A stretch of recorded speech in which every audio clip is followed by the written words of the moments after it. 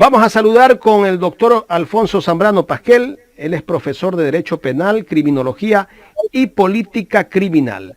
Con él vamos a hablar sobre el asesinato del fiscal Edgar Escobar y sobre la inseguridad ciudadana que existe en el país. Es imposible ahora salir a la calle sin pensar en que al salir algo te puede ocurrir, porque nadie está libre de nada. Si asesinan a un fiscal en pleno centro de Guayaquil, en pleno casco comercial, sector bancario, donde está la fiscalía, en los bajos del edificio de la fiscalía, al lado está la iglesia, la catedral, si no me equivoco es esa, ¿no? A 100 metros está un UPC de la policía. A 100 metros. Es un pequeño cuartel chiquito donde forman, me imagino que ahí hay un número de 15, 12 policías que dan seguridad en todo el sector. Y a la vuelta está la clínica Panamericana, a 2 cuadras más adelante o 3 cuadras más adelante está la clínica Guayaquil y debe haber otro centro de salud por ahí cercano, no recuerdo. Pero ayer que se da el asesinato de el fiscal Edgar Escobar, una persona joven que creo que no pasaba los 43 años,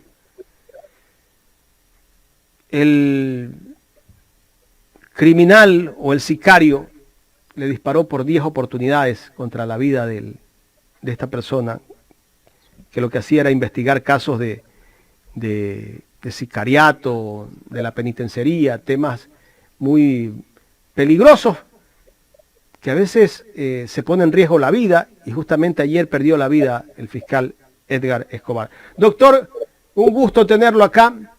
Gracias por acompañarnos. Como siempre, usted es una persona que está dispuesta a conversar sobre temas de interés general y para despejar dudas que tiene la ciudadanía. Bienvenido, doctor.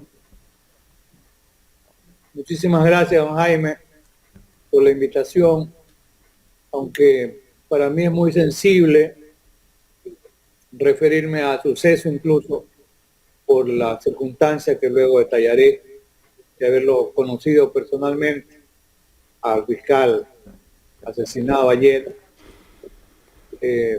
porque él estudió en la Universidad Católica Santiago de Guayaquil, en la que yo ejercí la docencia durante 40 años y un poco más, a mi retiro de la cátedra formal en la universidad. Hoy me sigo manteniendo como docente en la carrera de posgrado, en la Católica y en otras universidades, pero allí conocí al fiscal como estudiante y luego nos saludamos en el aparcamiento de los profesores que teníamos y tienen en la Universidad Católica. Muy respetuosamente me saludaba. Él había sido mi discípulo, mi alumno, y luego éramos compañeros en el ejercicio de la carrera docente con Edgar Escobar Zambrano. Yo sabía que le decían afectuosamente fiscalito. ¿Por qué razón? Porque Edgar realmente hizo carrera en la fiscalía. Carrera en el sentido de que recibió mucho entrenamiento, porque él trabajaba en despachos de fiscalía desde, no sé si desde la época de estudiante, pero en todo caso de recién graduado, ya estaba prestando servicios en la fiscalía. Le llamaban en esa época en la nomenclatura una especie de ayudantes, eran ayudantes fiscales, y él estuvo trabajando con algunos fiscales durante algunos años, hasta luego de ser promovido a fiscal titular. Por eso los amigos le decían con todo cariño fiscalito, porque Edgar, de una muy buena estatura, debió bordear un 1,80 m, bastante fornido siempre, pero le decían fiscalito por su cercanía con los fiscales, y así lo conocían muchas personas. Y alguien alguna vez me dijo que quería consultarme algo, él muy joven, y me dijo, fiscalito te va a visitar. Y dije, ¿quién es fiscalito? Y él me comentó que era el abogado Edgar Escobar, quien en esta biblioteca en mi domicilio me visitó algunas ocasiones. De suerte que lo conocía ya en la parte coloquial, si se quiere. Y luego en el desempeño de su actividad, ayer escuché, más que escuchar, leí algún comentario, de esos comentarios desaprensivos de algún carroñero de la justicia, que llegó a decir, pero habría que investigar por qué razón lo mataron. Porque en la administración de justicia hay gente que es liquidada por malos repartos. Pero alguien tuvo la valentía de decirle a quien hacía el comentario que era un miserable, porque lo conocía bien al fiscal asesinado y sabía que se preciaba de eso, de ser incorruptible. Como todos los humanos nos equivocamos en lo que hacemos, en la actividad que desempeñamos, porque no hay juez y ahora ni un fiscal infalible en absoluto. Pero era un excelente servidor público como fiscal, muy severo cuando tenía que serlo, y tenía una gran experiencia, porque como usted mencionaba, Jaime, al inicio, él, sus actividades, entre otras, que en los últimos años habían estado encaminadas a investigaciones por crímenes organizados, en temas relacionados con tráfico de drogas, en actos de sicariato, incluso en muertes violentas en la penitenciaría de Guayaquil, en el asesinato que ocurrió en el Huijo, y algunos otros casos en los que él también investigó. Escuché también decir que había investigado hace algunos años atrás la muerte del periodista que también era mi amigo Fausto Valdivieso. En definitiva, Edgar Escobar tenía mucha experiencia, una muy reconocida probidad, y a lo largo de su vida, como usted bien notó, corta pero fructífera, en lo profesional como fiscal y en lo académico, porque era también profesor en la universidad, tenía tiempo para dedicarse al trabajo de manera honesta, y además Edgar tenía tiempo para dedicarse a la docencia, esa actividad que en el Ecuador no nos permite a los profesores en general supervivir por la remuneración que uno percibe, pero a la que le dedica, como le digo, con alma, vida y corazón todo el tiempo posible, porque la actividad académica, pues, yo diría que es la mejor pagada en función de que probablemente de la posibilidad que uno tiene de ir formando a buenos estudiantes que van a ser con el tiempo buenos profesores. Los autodidactas tenemos esa posibilidad de ir, como decía un amigo Carlos Palma, sembrando al voleo. ¿Eso qué significa? El buen sembrador esparce la semilla, ¿verdad? No todas las semillas germinan, pero algunas germinan y germinan de buena manera. Es una suerte de, yo digo, la parábola del sembrador académico, que es lo que hacemos algunos, o más de uno. Y en esa línea se desempeñaba también la vida académica de Edgar Escobar. Por eso digo, había que posiblemente algún carroñero que no conocía la actividad se expresó de una manera desaprensiva. Pero aquí hay un tema muy interesante con el que usted empezó la jornada de hoy conmigo, cuando se refirió al tema de la inseguridad, que va muy de la mano con lo que le pasó lamentablemente a Edgar Escobar ayer. Y yo le comento algo. Escuchaba anoche con detenimiento la entrevista al ministro del Interior en un programa, y el ministro del Interior dijo algo que yo pensaba, por no tener conocimiento, que sí existía. Dijo que se está pensando, ojo, se está pensando de a futuro en activar protocolos de seguridad para los servidores judiciales, jueces y fiscales. Se está pensando, o sea, que se escuche bien, y eso es terriblemente grave. No, o sea, no es de inmediato. No existen protocolos de seguridad en el país. Se asesina a un juez hace pocos días en el Oriente. Se asesina a una fiscal en Manta. Es decir, ya no solo es un problema de Quito, de Guayaquil o de Cuenca, que tal vez Cuenca es una ciudad, por lo menos en lo que sabemos, de las menos violentas en el país. Pero el índice de criminalidad violenta ha llegado a niveles insostenibles.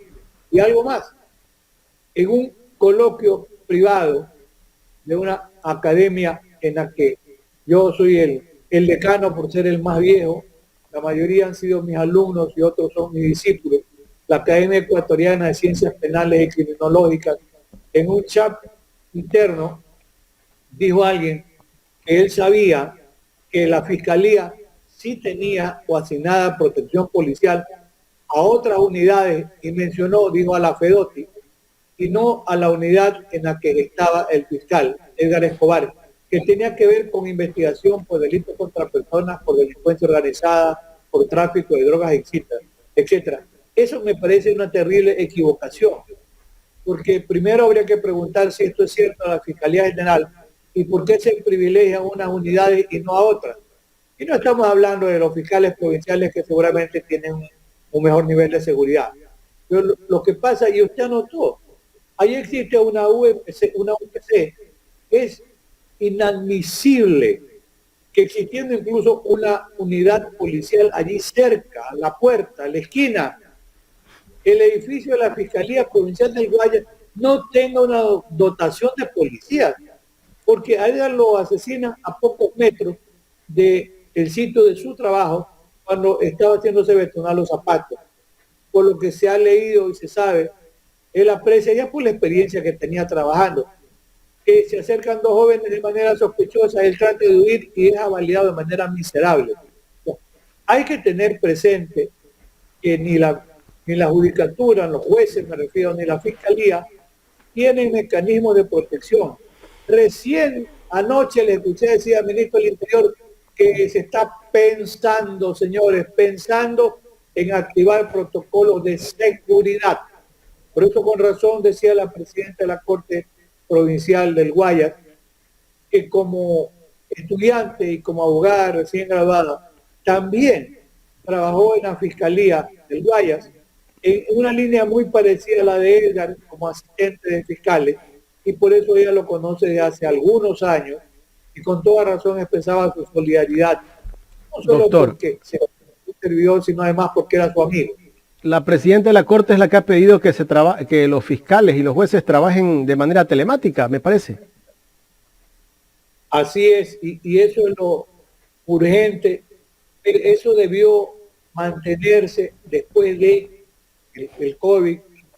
La post-pandemia, que ojalá que esté superada, me refiero a la del COVID, nos mantiene en vilo con una pandemia permanente en la que el Estado sí es un Estado fallido hasta hoy. A alguien no le gusta la idea, no sé si es porque le interesa o está cerca del gobierno, señores, pero fallido es el que falla, el que se equivoca, el que no puede, el que tiene una guerra perdida. Cuando hay algún coronel de la policía que dice, nos ha ganado. Entonces, en esas circunstancias, la inseguridad va de mal en peor. No, esos delincuentes, que aparentemente los asesinos de Edgar Escobar, son muy jóvenes. Y sobre eso, desde ya, que no se pierda la idea, ojalá que más de uno... El gatillero tiene 16 años, menor de edad. Jóvenes, debía hacérseles de inmediato un examen toxicológico, y le voy a explicar por qué. En el Ecuador, en los últimos tiempos, alrededor de 300 toneladas en 2 años, ¿sí? 200 en el uno, 100 y más en el otro, lo cual significa que por Ecuador, que es la autopista de la cocaína de América Latina, según la BBC de Londres, y eso es cierto, primer exportador de cocaína de América Latina, eso es apenas el 10 o el 15%. Eso es impresionante, significa que se han ido más de 1.000 toneladas de cocaína. Si usted calcula 300 toneladas, el 15% son alrededor de 1.500, 1.800 toneladas que se han ido en 2 años. 100 toneladas, entre 70 y 80 de esas toneladas se quedan en el Ecuador para consumo interno, lo ha dicho un investigador muy, muy serio aquí en el país, y esa cocaína que se queda para consumo interno es la que tiene a esta juventud intoxicada. Porque, ojo, y trato de entender desde el ámbito criminológico, que es una de las actividades que yo hago.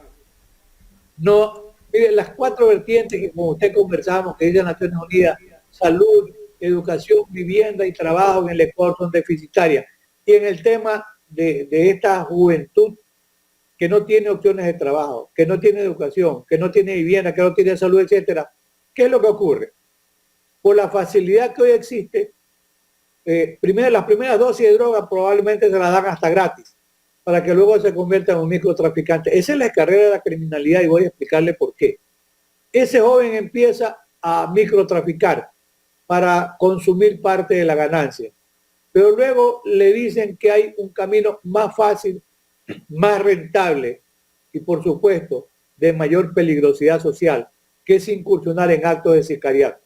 Por eso decía, debiera hacerse un examen toxicológico para poder apreciar objetivamente el nivel de toxicidad, si tenían o no. Porque claro, drogados están envalentonados y tiene apenas 16 años, pero está preparado para matar. A ese menor de edad, de 16 años, al gatillero, que ya es un tipo que yo me imagino que no es la primera vez que jalaba el gatillo para asesinar a una persona.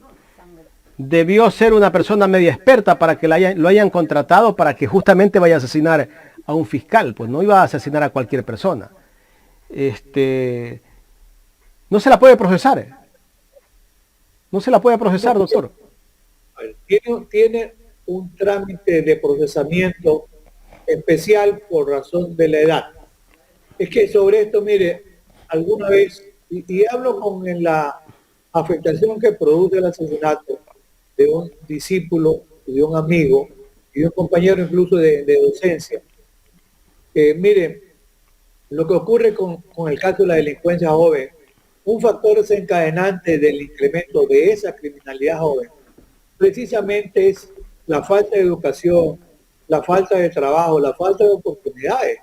Es decir, penosamente habría que decirlo, casi que nacieron para matar. No todos, pero algunos sí.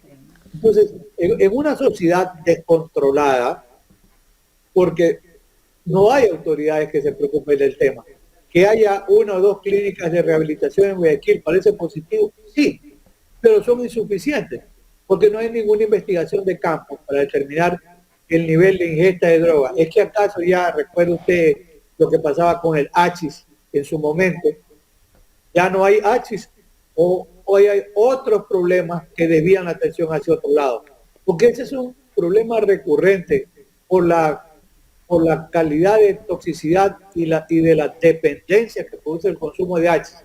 Las primeras dosis seguramente se las regalan y luego ese niño y ese adolescente empieza a comprar a 50 o 75 centavos y sobre eso no hay control. Antes se hacían brigadas a la entrada de las escuelas y colegios. Habría que preguntar si eso se mantiene. Probablemente el Estado en eso es episódico. Y si usted decía, este joven, que es un joven delincuente, estaba preparado para matar, probablemente sí. Y las malas experiencias se aprenden. Porque en Colombia, la forma como le daban el alto al sicariato, es decir, la calificación, era matando incluso a gente inocente. Le decían, oye, a ese vendedor de lotería o ese vendedor de caramelos, ¿qué hay que hacer? Anda y mátalo. ¿Y por qué? Para saber si eres berraco y si tienes capacidad de hacerlo. Así, y si quiere usted, le daba la calificación de estar idóneo para poder matar. Este joven tenía antecedentes y este joven tenía incluso medidas alternativas. Es que el tratamiento de la delincuencia juvenil en alguna medida se parece al tratamiento de la delincuencia de mayores, con una gravísima diferencia.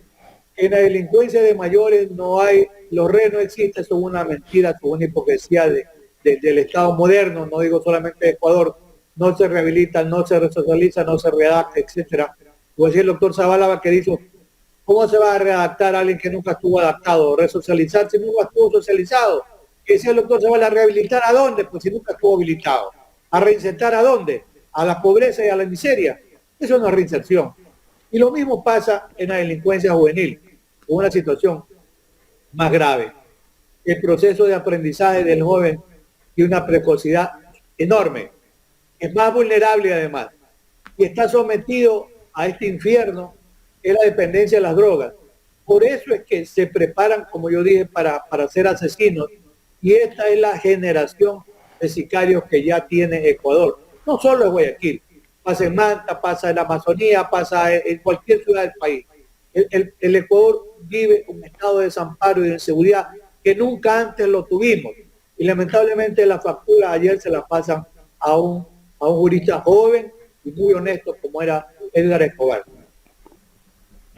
Doctor, me gustaría, no sé si podríamos analizar el hecho que ocurrió el día de ayer. En el momento que se da el asesinato del fiscal Flores, el fiscal queda... Perdón, Escobar. Ya, el fiscal está con vida, agonizando durante varios minutos y nadie hizo nada. Yo creo que hasta la misma policía evitó que alguien se acerque en ese momento. Pero sí hubieron personas, yo diría morbosas, que hicieron videos y subieron a las redes, y esos videos pues se ve que el fiscal todavía está con vida y nadie pudo hacer nada cuando a una cuadra, 2 cuadras estaba la clínica Panamericana, que tranquilamente podría haber venido un paramédico. ¿Qué pasó dentro de lo que vimos en ese momento que se había dado el asesinato de este fiscal? Yo también vi, porque lamentablemente ese tipo de información se viraliza en el momento, y vi con mucho dolor lo que pasaba, porque Edgar agonizaba en el pavimento, en el suelo. Ahí la percepción equivocada, porque yo escuchaba de algunas personas que decían, no lo toque, no lo mueva hasta que no venga la policía. Pero es que miren, ahí se trataba, penosamente el hecho ocurrió ya, el desenlace, de darle auxilio inmediato. Y la manera de darle auxilio inmediato, había 2 mecanismos: o llegaba un médico, un paramédico en el momento, en el acto, habiendo una clínica cerca, o lo podían haber trasladado a la clínica que estaba tan cerca, también en busca de auxilio médico. Yo no sé cuántos minutos estuvo agonizando, pero ha sido terrible y doloroso mirar la agonía de Edgar en el piso, y no recibió ningún auxilio inmediato. Que sepan las personas que nadie cometía ningún acto constitutivo de delito si le prestaba auxilio. Doctor, ¿y hasta qué punto la ley prohíbe que alguien dé auxilio a una persona que todavía está convaleciendo en el piso? No lo prohíbe. Aún más hay legislaciones como la española, muy antigua, que hablaban de un delito de omisión de socorro. Es decir, prestarle auxilio a la víctima de un delito, que por ejemplo en materia de tránsito se produce. Casi nadie se queda después de un hecho de tránsito, pero incluso el hecho de no, por ejemplo, el causante del accidente en materia de tránsito está obligado, el delito de tránsito, está obligado a prestarle auxilio, por ejemplo, a la persona que atropella. Nadie lo hace por temor a ser aprendido, eso es cierto y natural, pero incluso es una circunstancia agravante desatender la prestación del auxilio inmediato.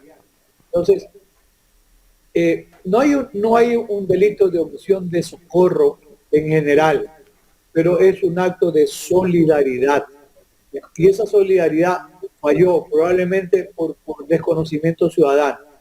No sé qué podría haber pasado, porque es un hecho lamentablemente sucedido, pero yo coincido con usted, con una actitud morbosa de filmar incluso la escena, ¿verdad?, sin ningún recato, y subirla de inmediato como una gran conquista noticiosa a las redes. Penoso, pero cierto, y no se le prestó el auxilio inmediato que pudo haberse producido en ese momento. Claro, porque mucha gente tal vez por el temor no lo hizo, ¿no? Y como la policía tal vez rodeó el sitio, porque recordemos que estaba a una cuadra donde está un UPC, ¿no? Ahí seguramente estaba la policía, que por ahí escuché a alguien que decía que incluso no le dejaban acercar ni a la esposa, que también es jueza, creo. Conozco informalmente, porque no tengo amistad, que estaba casado y tenía sus niños. No sé si la esposa es una persona así que llegó al lugar y daba muchas muestras de dolor y desesperación por lo que estaba ocurriendo. Pero hoy insisto, Jaime, ¿cómo es posible que el edificio principal de la Fiscalía del Guayas no tenga policía de manera permanente? Mire, la vigilancia tiene un efecto preventivo, disuasivo, si usted quiere.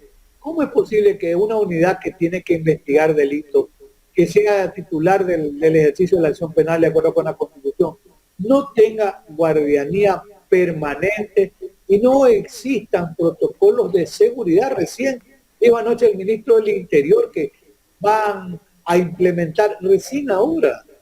Es decir, no existen, y tiene razón, los jueces no deben trabajar de manera presencial. Pero ¿y qué pasa con los fiscales? Que ellos tienen que ir a la cantera, que ellos tienen que ir, están muy cerca de la candela y de la línea de fuego. ¿Quién los protege? No, no tienen protección. Y eso es lamentable, pero muy cierto de la realidad de lo que pasa hoy en día en Ecuador. Miren, los sucesos graves, gravísimos como este, primero no deben quedar impunes. Y que sea recordada como corresponde la memoria de Edgar Escobar, que de alguna manera se honre su memoria y se creen protocolos de seguridad que sirvan para el trabajo de la Fiscalía. Ese trabajo de la Fiscalía, que no es un trabajo de escritorio, es un trabajo más de campo, que coadyuva en la investigación, es fundamental. Y algo que es importante en este proceso de investigación, determinar por qué se lo ejecutó sumariamente a Edgar Escobar. ¿Por qué razones? ¿Y quiénes dispusieron por qué? Esos son aparentemente los autores intelectuales. Ya la pericia balística determinará si esa arma o el estriado del cañón, que es la huella digital, se puede comprobar que efectivamente fue el arma con la que se disparó. Aparentemente, y es una Tauro 9 milímetros, se han percutido todos los 14, de las 14 unidades, 10 le impactaron al fiscal. Vamos a ver si coincide el conteo balístico con el peritaje del arma, etcétera. Pero ¿por qué se lo ejecutó? O sea, lo asesinó. ¿Quién o quiénes están atrás de este proceso de ejecución con sicarios que seguramente fueron contratados? Porque por ahí aparece ya, mire, la prueba indiciaria es la suma de hechos que se van recolectando. Y ya hay la circunstancia de que hay depósitos, pueden ser de $30, de $100 en alguna cuenta de ahorro. Habría que ver y se puede hacer la trazabilidad para determinar de dónde aparecían esos depósitos, quién los hacía, de manera que se pueda en el proceso de investigación llegar a determinar atrás de este asesinato miserable de un joven fiscal del Ecuador. Debe haber autores intelectuales, autores motores, y ojalá que se los pueda descubrir. Ojalá que sí. Doctor, quiero agradecerle por habernos dado parte de su tiempo para conversar sobre la situación de lo que está pasando en este país. Ojalá la próxima entrevista sea para conversar cosas positivas. Lamentablemente no hay cosas positivas que hablar en este país en estos últimos años. Sí, y tal vez por mi formación, ¿no? A veces tengo que referirme dolorosamente a hechos como este, y la idea o la propuesta es que no se vuelvan a repetir. Es que nunca debe haberse dado, nunca debe haber ocurrido, pero ocurrió. Y ojalá que nunca, nunca, nunca más se vuelva a dar un episodio como este. Doctor, una última parte. A este asesino, a este gatillero que tiene 16 años, ¿él va al correccional a cumplir los años que le determina el Tribunal de Menores? Mire, ahora son jueces de menores. Mire, antiguamente los jóvenes en el Ecuador tenían un máximo, que yo llamaba secuestro institucional. Hay un trabajo mío sobre criminalidad de la infanto-adolescencia, y me refería a los factores desencadenantes de la criminalidad, en una publicación de más de 15 años, que yo se la doné justamente a los estudiantes de la Universidad Católica, no sé si a la época que Edgar era estudiante, para la asociación de escuelas, necesitaban fondos. Le dije, aquí hay un libro mío, publíquenlo y ustedes den unos ejemplares para regalar y beneficiense. Para aquella época, el máximo de la permanencia bajo la medida llamada medida de seguridad, que es privación de libertad, era de hasta 4 años. Pero también los sistemas, que ese segmento de la justicia olvidada, la justicia penal juvenil, allí no hay nada que no sea reclusión con un proceso de revictimización del joven delincuente, porque allí el más pequeño es abusado incluso sexualmente porque es un poquito más grande. Es una perversidad terrible en los centros que son los grandes olvidados también, y donde salen personas como el gatillero, aparentemente el gatillero, porque él ha estado internado, y como ya no tienen, igual que en la cárcel de mayores, cómo tener a más jóvenes institucionalizados, entonces le dan medidas sustitutivas y él tenía que presentarse. Él nunca recibió ningún tratamiento allí. Cambió el código de niñez y adolescencia solamente para aumentar el tiempo de la permanencia, que era de hasta 4 años, en la época, por ejemplo, de un asesino en serie como fue el joven Hermosa.